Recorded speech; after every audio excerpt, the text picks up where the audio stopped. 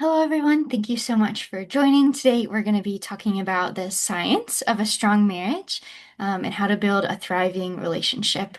Marriage is such an important part of health, as we'll talk more about, and we'll discuss how it impacts health, for better or for worse, and then how it can also provide some practical tips based on the science, what the evidence shows to be able to have a thriving relationship. So, a lot of very practical, science-backed evidence in here for you. I'm Dr. White. I'm a family doc in Cleveland, Ohio. So, some disclaimers. Obviously, I'm a family doctor, which means I do get a front seat to a lot of marriages, a lot of relationships, and have a big background in science. So, today we're really going to be focusing on what the science shows. I won't be able to speak from a therapist, counselor, pastor, other perspective, psychologist on what works for a marriage. So, please see these folks for more personalized advice for your specific relationship or position. This presentation is really just for informational purposes on the science behind it, and I hope that you get some good takeaways, but these are not recommendations necessarily for your relationship, so please enjoy, but a little disclaimer there. So first we're going to dive into why marriage matters. What does the evidence show? How does marriage impact our health? So marriage matters because, first of all, we have a longer life, right? Lately, there's a lot of buzz around longevity. And really, when it comes down to it, the Harvard longevity study really shows this. And then there's some other studies more specifically looking at marriage, but our relationships are such an important part of health. So people that were married tended to live 7 to 15 years longer than their unmarried peers. So that's quite a long time. There's not really like a pill we could do that'll improve that quite that much. That's pretty impressive. We think this is because marriage, having a stable partnership, really helps reduce chronic stress, healthier habits. You might go for a walk together or pick up a new nutrition plan together. There's also some built-in emotional regulation, helps, when you're both bearing the burden of something that can help reduce the stress of that allostatic load. Um, Studies have also shown that married individuals have lower rates of heart attacks, heart disease, and stroke, and faster recovery after these events, as well as hospitalizations in general. That makes sense, right? If we have somebody else helping to take care of us when we're at home after being hospitalized, we'll recover more quickly.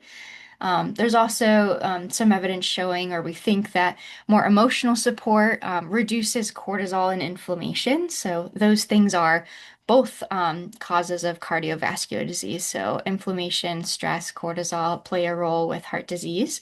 So being married helps reduce that. Um, and then financial stability. So when you have somebody else to help share the wealth or the lack of wealth, that can also help reduce that stress as well. So overall, married people are also more likely to exercise regularly, eat healthier, avoid risky behaviors like using drugs or alcohol excessively. There seems to be this idea of like mutual accountability, shared routines helps with that. There's also studies showing married people have lower rates of depression, anxiety, and obviously loneliness. That makes sense, right? About 88 higher risk of depression in those that were unmarried. So that's quite a big difference there. And then overall, people in marriages also showed lower cortisol levels, stronger immune response. So importantly, there seems to be people that are in a dissatisfying relationship. So you're like, okay, marriage in general, but also if you distinguish between having a satisfying versus a dissatisfying marriage, actually some studies do show that having a dissatisfying marriage could be worse than being unmarried. So whenever I go through an annual exam with my patients, we're always talking and checking in if they are in a relationship. Hey, how's the relationship going? That's an important part of your health. If things are feeling subpar or not well, I always encourage patients to address it as they're able to, because it is an important part of health. So the relationship quality does matter to get some of these benefits. Next, benefits for children, right? And, children aren't always a part of marriage, but when they are, if they are a part of a couple or children of a happy marriage, this has some great benefits. So physical health, better immune function, emotional health, they're more resilient to things like stress, actually better brain development, better grades, fewer behavioral issues.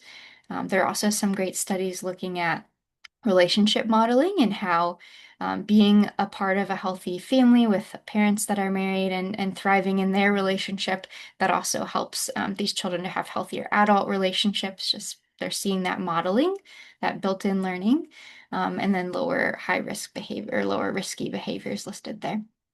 So marriage affects children as well. And then just because I'm a family doctor, I always like to put things in the context of the family.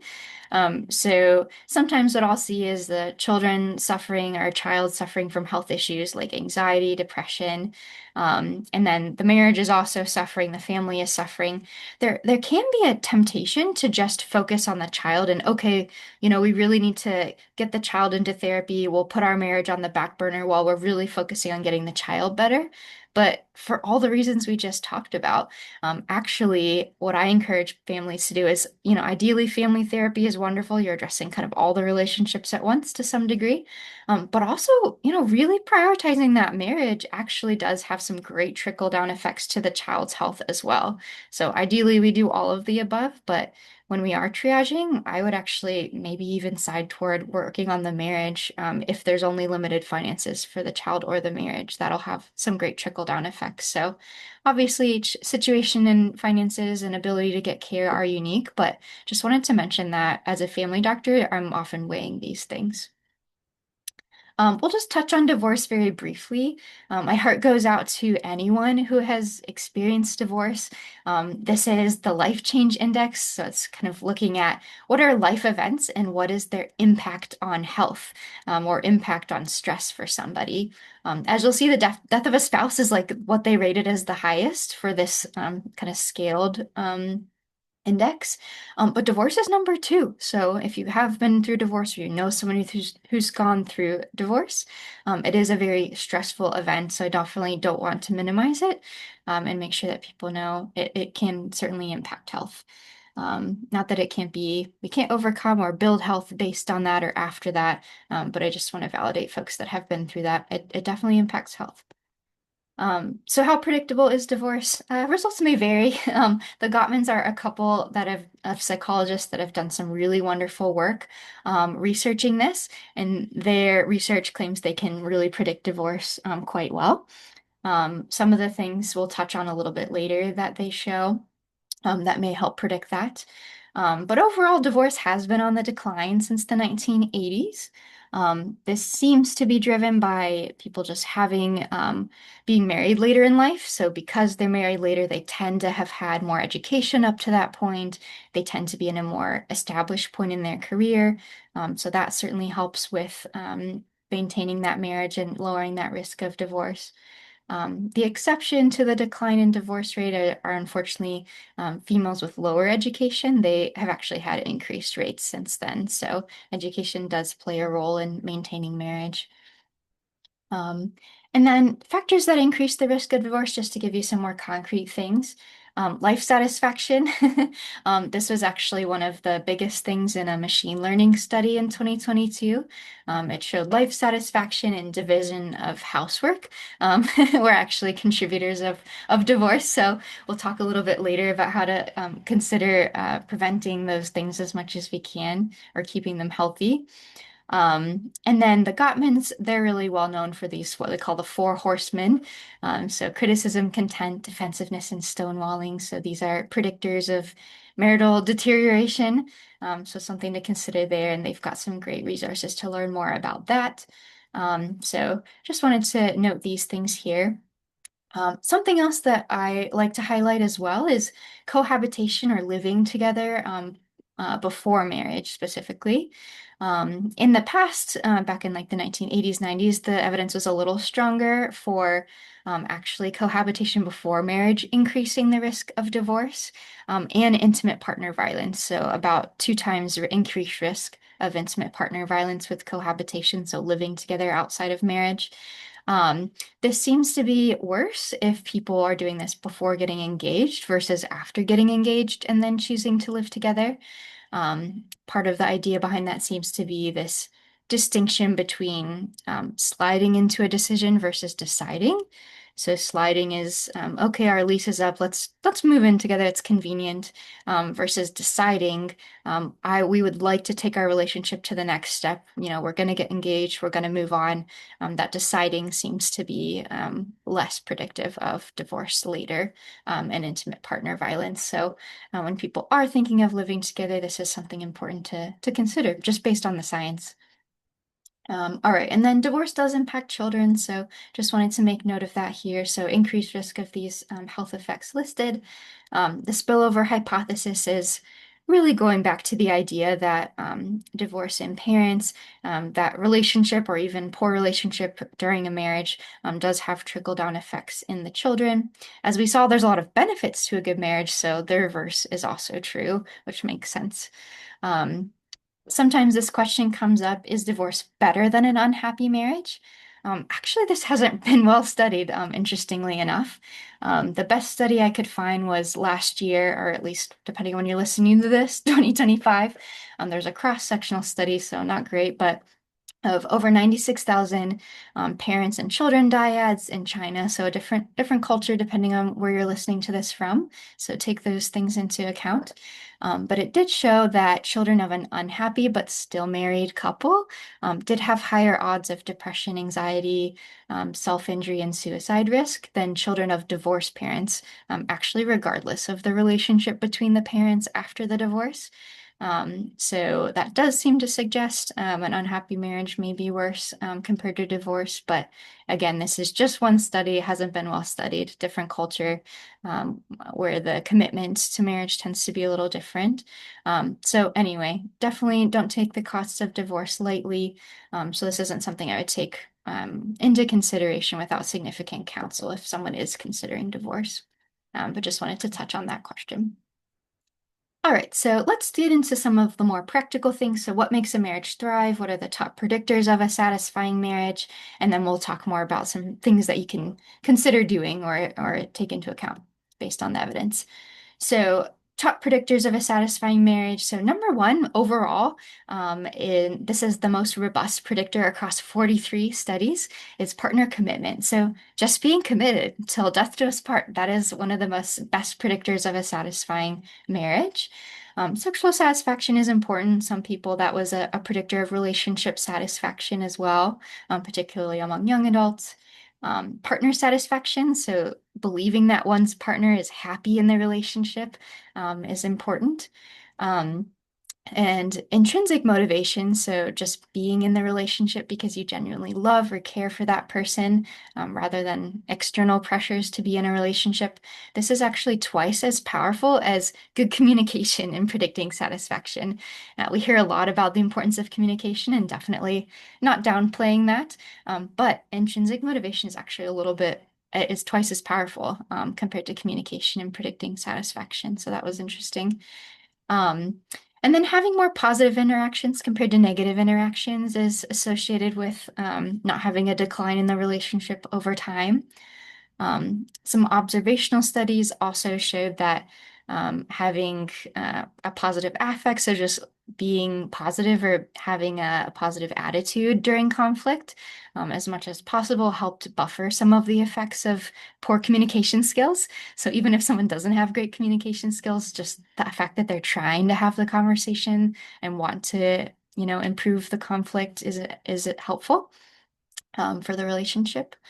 And responsiveness is key, so that's related to intimacy and sexual satisfaction. So when your partner says, "Hey, do you want to go to bed a little early?" That responsiveness is important. And then we'll talk a little bit more about later in the context of what we call bids. And then personality traits, you might think there's a lot of compatibility and quizzes people can take about who they marry, but actually, this doesn't really impact the day-to-day experience of marriage as much as we would think. So people can be opposites attract and still have a very healthy marriage. So this is based on a study looking at couples that were married for over 40 years and what things they thought led to a satisfying marriage for themselves. So you'll see commitment is number one again listed there. And then some of these other things like altruism, just, wanting to benefit your spouse or take care of them, feeling positively toward them, love, and then never giving up. So kind of similar to commitment. I thought that was kind of interesting. They distinguish between those, but clearly commitment is important. All right, so let's get into some more of the practical things that make marriage thrive. We're specifically going to dive more deeply into bids, which is the number one thing that the Gottman showed help make a marriage thrive. So really prioritizing the friendship aspect of the relationship, and then shared rhythms. So we'll go into detail on those. Other things like love mapped, healthy conflict and repair attempts. We don't expect actually a healthy marriage doesn't have no conflict at all. It's more about repairing the conflict. We are human at the end of the day, so there will be some conflict, but the intention to repair is important. And then actually premarital counseling. So studies show that those who choose to do premarital counseling actually have higher satisfaction, commitment. Again, we said that was number one, right? Lower conflict. Who wouldn't love that? And reduced odds of divorce for people that participated in this. And this was regardless of education level, income, or race or ethnicity. So premarital counseling is a go. All right, so let's get into some practical tools for building that thriving marriage. So, bids in particular. So these are things like your partner says, "Hey, look at this guy." They might sigh, put a hand on the shoulder. They want to talk. These are all kind of asks for wanting to connect. Hey, I want to connect with you. They're just little ways of doing that. Examples of responding to that are listed on the right there. So if somebody your partner puts a hand on your shoulder, maybe leaning your head on their shoulder, or responding to their messages in a timely way, putting down the phone when you're around them, these are all ways of responding to a bid in a positive way. And then, we're not gonna we're not gonna respond to all of them, right? We might miss it or be busy or in our own head. So if we do miss it, just repairing and saying, "Hey, I think you were trying to connect with me earlier. I'm sorry, I think I missed it. Can we try that again?" Is important. So as we talked about, any attempt to get a partner's attention or emotionally connect, it is one of the strongest predictors of a long-term marriage that's satisfying, thriving, right? That's our goal. And thriving couples did not turn toward bids 100% of the time. It was only 86%. So you don't have to respond to all of them. We probably will miss it now and then, but ideally the majority of the time we are. And then divorced couples really didn't turn toward bids very often, only 33% of the time. So that's pretty low. So really when somebody makes a bid, your partner makes a bid, you have three options. Turn toward that bid, turn away from that bid, or turn against it. So examples of turning toward we mentioned before, like, "Hey, that sunset's really great. Oh, wow, you're right. That is beautiful." Turning away would be your partner tries to talk to you and you might just, uh, focus more on doing your work on the computer rather than responding to that comment that they made. Turning against would be more negative. So if somebody says, partner says, "Hey, that's a beautiful sunset," it's walking away and deciding to pick up your phone and do something else or say something harsh. So that would be turning against. So ideally, we're turning toward. And again, this is just kind of a general mindset to take. All right. And then in terms of creating bids, so ideally we want to create these bids as well as respond to them, right? So we can't we can't respond if we're not creating as well. So creating bids, this might be just some examples here. So sharing something, highlight from your day, something that didn't go as well, inviting your partner to sit with you, putting your phone away and asking how their day went, just putting a hand on the shoulder when you walk by them. All these things are bids to connect. Um, and, it may not lead to, again, there's no pressure to lead to a whole conversation or, an extended connection. It can just be a quick little connection throughout the day. Really, and you can also set up our home environment to encourage connection. So, with meals, we talked about this a little bit in my technology detox workshop. So, highly recommend looking into that if you haven't. But just putting away phones, technology when you're with other people is a really great sign of respect and appreciation for their time and attention. Encourages connection, and maybe just having some rhythms of connection, which we'll talk about a little bit more next. Having that check-in, that routine creates moments that you can then use to make bids or create bids or respond to bids. So that's bids. And then rhythms of connection. So rhythms of connection really just allow us to, when you look at the evidence, couples that connected, whether it was daily or weekly or throughout the year, we'll talk more about the science, but this tended to encourage responsiveness between partners because they had that time set aside to connect to each other. Partners felt like they mattered more to the other. Self-disclosure was increased, so particularly emotional self-disclosure. Hey, I didn't have a great day. That actually led to increased intimacy in the relationship. Better communication, right? We do talk about communication as a predictor of marriage satisfaction, relationship satisfaction, and reduced depressive symptoms. Who wouldn't love that? So the science, so this is some of the studies that looked at marriage check-ins. So there's a randomized controlled trial of over 200 couples. This one, they only did annual checkups over the course of 2 years and studied how that impacted the relationship and found that it led to greater intimacy, acceptance, and reduced distress in the relationship. So that's just once a year checking in with each other. That's pretty minimal. I think most people could take time to do that. And this could be on your own, or I do think sometimes it is nice. I have a couple recently I was talking to, and they schedule a meeting with a marriage counselor every quarter, and they go through their relationship together with somebody mediating, which can be nice. And then there's another randomized controlled trial. This one was 2 checkups within a year. And they found that it sustained the benefits. So if some of the benefits fell off over 6 months, that second check-in within the year actually resulted in increasing the benefits that were sustained and even increased. So 2 checkups can sometimes be even better. And then actually these check-ins, regardless of the baseline, so even patients or people, I'm sorry, that had a thriving relationship, even those marriages that decided to do a check-in, be proactive about it, actually had improvement in their marriage. So they were already thriving and had an even better marriage. So if your marriage is thriving, have that check-in. It can certainly even improve it. So something to consider. And then daily communication, this is important too, right? We talked about throughout the year, but also just considering a daily check-in, like at the end of the day, even if it's just 5 minutes, sharing a drink together, or like a coffee or tea, whatever it is. Having that even small amount of daily check-in, some of the studies were like low, very minimal, like even a few minutes. This improved partner responsiveness, which we talked about before, is important.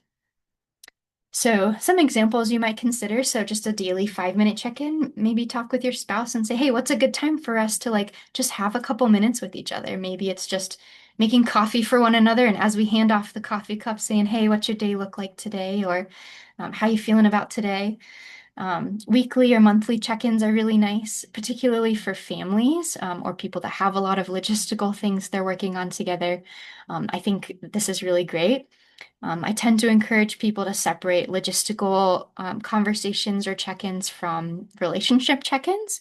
You're just in a different frame set or mindset for both of those. So particularly logistical check-ins once a week might look like, for me, for example, I look at the calendar on Sunday nights and see what the week looks like. And somebody might say, oh, okay, who's picking up Sally on these days from daycare or from, the parents or whatever it is.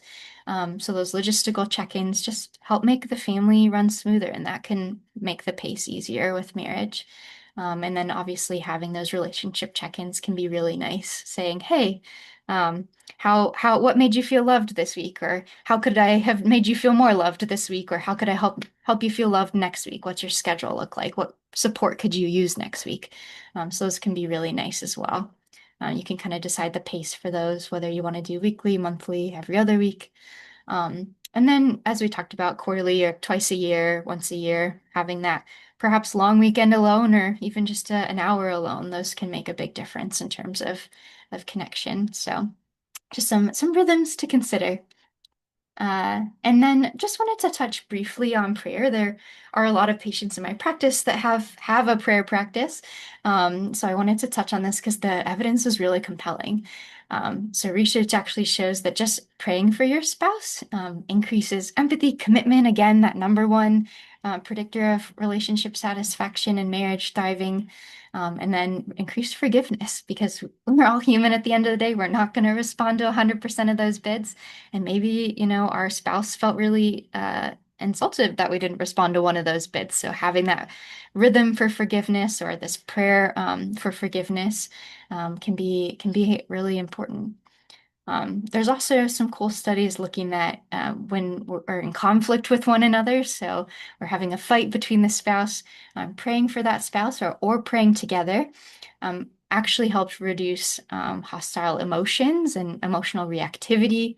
It improved the relationship, just praying for that partner, viewing, being able to view things through, their rose-colored glasses instead of our own. So it improved empathy, perspective taking, but reduce partner blaming. So praying helps reduce blaming our partners and really putting, instead of being across the table from each other and fighting, really helps put us both on the same side of the table with the problem in front of us we're facing together, and increasing our motivation for self-change. Hey, how am I contributing to this problem?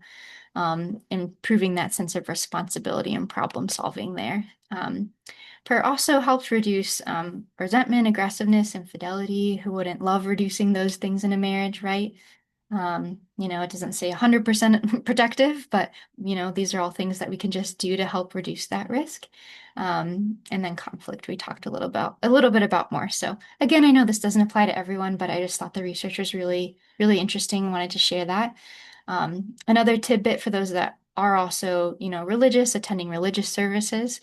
Studies did show that a couple that attends religious services regularly actually have a 50% lower risk of divorce. So very cool as well. So if that isn't something someone partakes in or is interested in, that can also be protective as well. All right, so this is it. Thank you for joining me as we talked about how marriage can really lead to a longer and healthier life. Obviously, marriage is not for everyone. Some people are so content in their singleness, and that is a blessing as well. But for those who are called to marriage and enjoying marriage or would like to enjoy it more, it can certainly lead to a lot of health benefits, and the science really backs that up.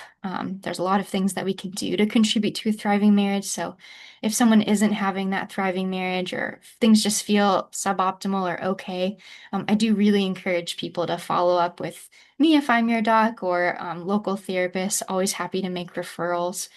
So pastors, counselors, please seek support. I do think it's really important for health.